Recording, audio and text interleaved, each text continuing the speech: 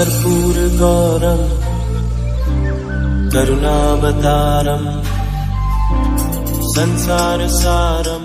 ओम शिवाय, जय माता दी। पुनः स्वागत है आप सभी का।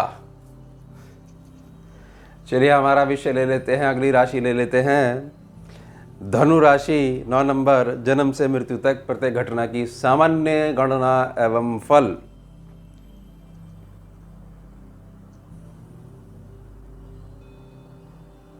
आठ पॉइंट्स रहेंगे इसमें। चलिए समझते हैं इनके हृदय को, इनके अनाहत को।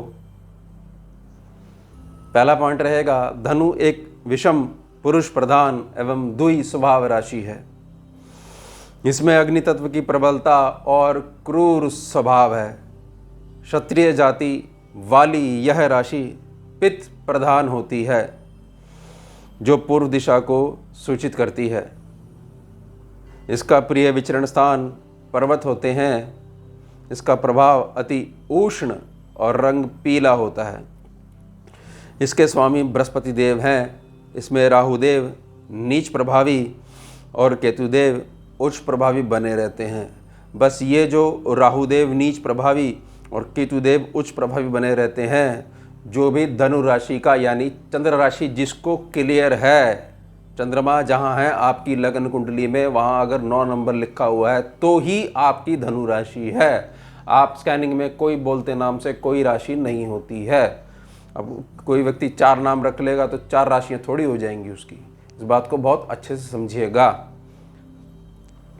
ये जो राहु और केतु हैं, इनको समझना बहुत ज़्यादा आवश्यक है आपको। अगर आप इनको समझ लोगे तो इस ब्रह्मांड में ऐसा कुछ नहीं है जो आप पैदा नहीं कर पाओगे।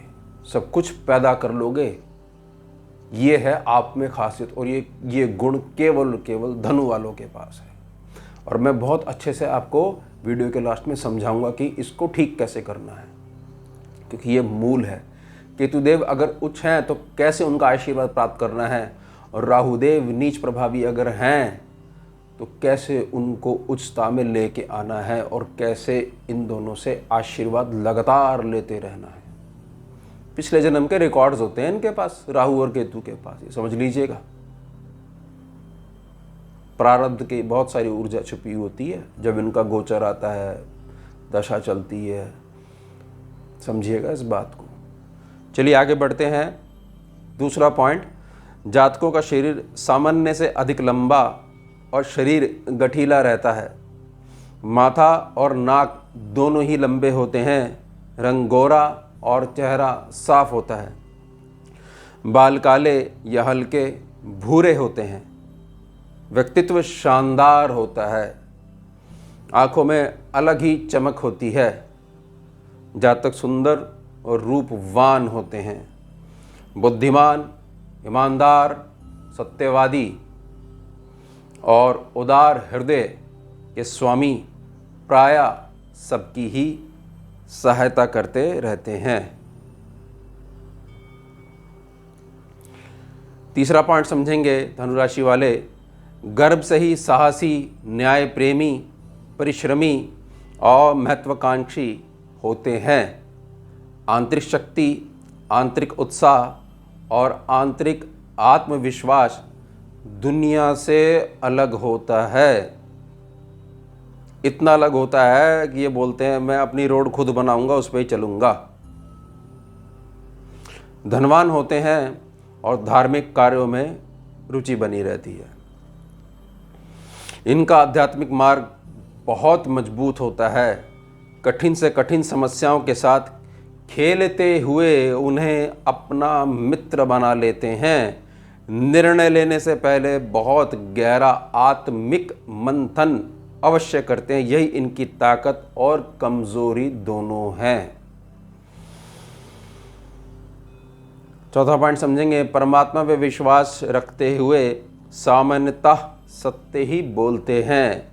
यह सत्य ही इनकी ताकत होता है, परंतु इस कारण इन्हें विरोध भी झेलना पड़ता है और छोटे छोटे विषयों पर चिंता करने का स्वभाव भी प्रायः बन जाता है।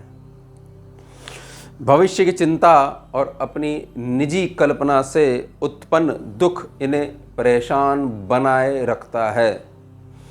स्वतंत्र जीवन जीना पसंद होता है और विचारों में भी परिवर्तन आता रहता है, क्योंकि द्वि स्वभाव है। 5वां पॉइंट समझेंगे, शीघ्र क्रोध में आना और शीघ्र क्षमा करना इनका सामान्य स्वभाव बना रहता है। इनकी कुंडली में लग्नेश की खराब स्थिति ही इनका सभी कुछ खराब करा देती है। क्लियर होना चाहिए आपकी D1 चार्ट में लग्नेश कहाँ है, कितने डिग्री का बैठा है। अति तीव्र स्मरण शक्ति होती है, ना यह कृपा करने वाले को भूलते हैं और ना ही दुखी करने वाले को। उच्च शिक्षा या आध्यात्मिक विद्या इनके पास अवश्य ही होती है, बाय बर्थ होती है। आपके भाग्य में 2 चीज़ होंगी ही होंगी। अगर आपकी केवल चंद्र राशि धनु है, धनु चंद्र राशि जिनको क्लियर है, ये उन पे ही लागू होगी। धनु राशि के वर्णों से अगर आपने अपना नाम रखा हुआ है तो नहीं लागू होगी, बिल्कुल नहीं लागू होगी। उच्च शिक्षा या आध्यात्मिक शिक्षा आपके पास बाय बर्थ है, लिखवा के आते हो, या दोनों भी हो सकती है।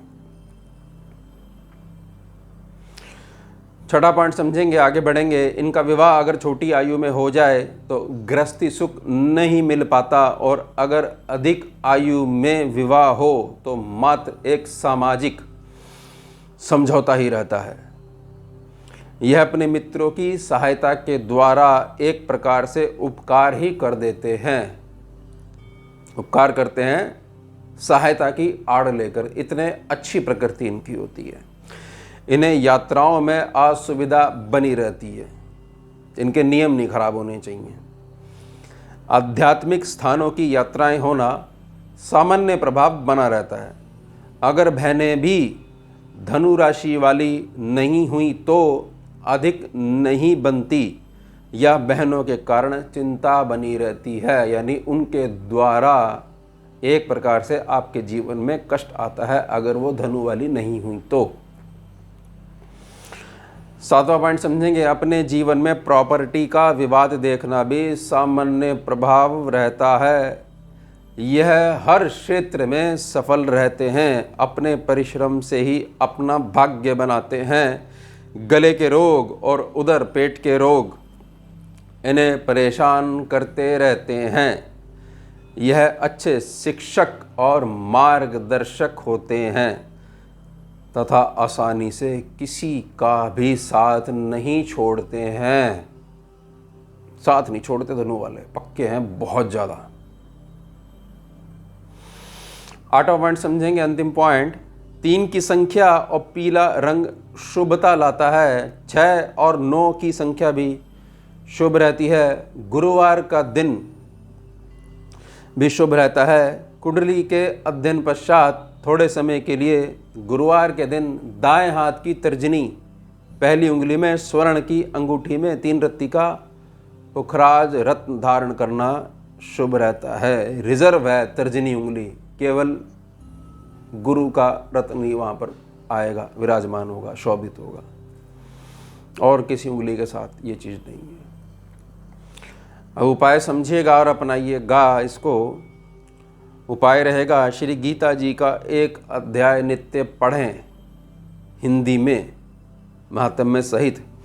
पास में जल रखें और 18 अध्यायों की पूर्णता पश्चात, जब 18 अध्याय पूर्ण हो जाए उसके पश्चात खाली पेट जल ग्रहण करके, जिस दिन 18वां अध्याय पूरा हो जाएगा उस दिन खाली पेट जल ग्रहण करें और पूर्ण दिन उपवास रखें। अगले दिन जब तक सूर्य उदय नहीं हो जाता तब तक, यानी कि रात में खाली कुट्टू की पकौड़ियाँ नहीं होता है, पूरा सूर्य उदय से लेकर अगले दिन सूर्य उदय तक, यही नियम है उपवास का। तो और शिव नाम जपें। बाय बर्थ आध्यात्मिक विद्या आपके पास, आपका किसी न किसी रूप में जुड़ाव शिव से हमेशा से था, है और आगे भी बना रहेगा। ध्यान रखिएगा इस बात को। ऐसा लगभग 1 वर्ष करें, राहु देव के उपाय करें।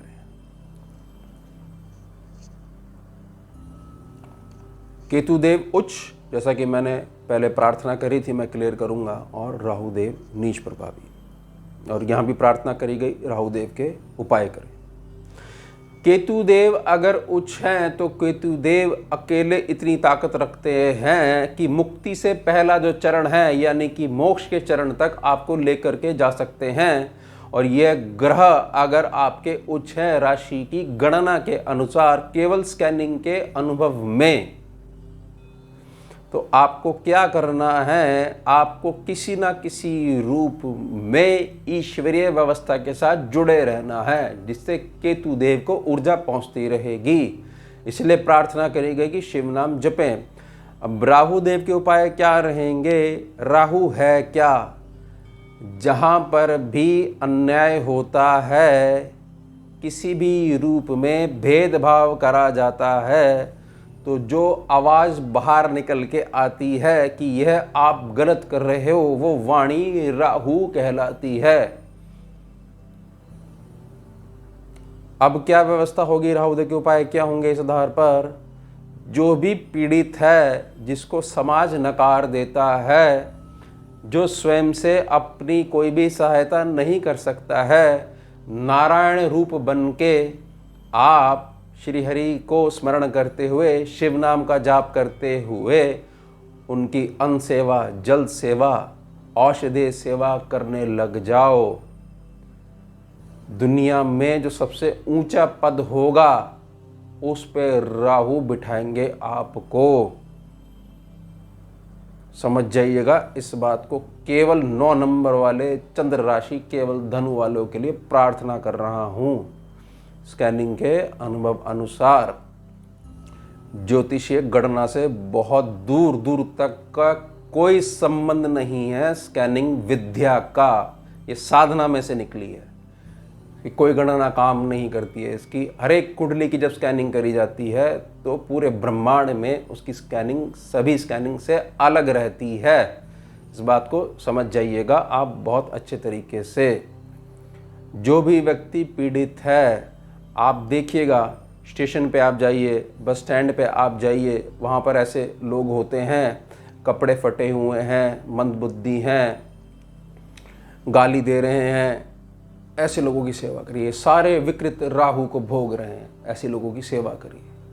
किसी से कह दीजिए कि इनको चाय पिला दीजिए, कुछ खाने को दे दीजिए। ऐसे करके जो आपके अंदर जो राहु विद्यमान है नीच प्रभावी, वो उच्च होने लग जाएंगे। क्योंकि आप सभी को ऊपर लेके आना चाह रहे हो। आपसे जो बन पड़ रहा है, बहुत कोमल हृदय है आपका।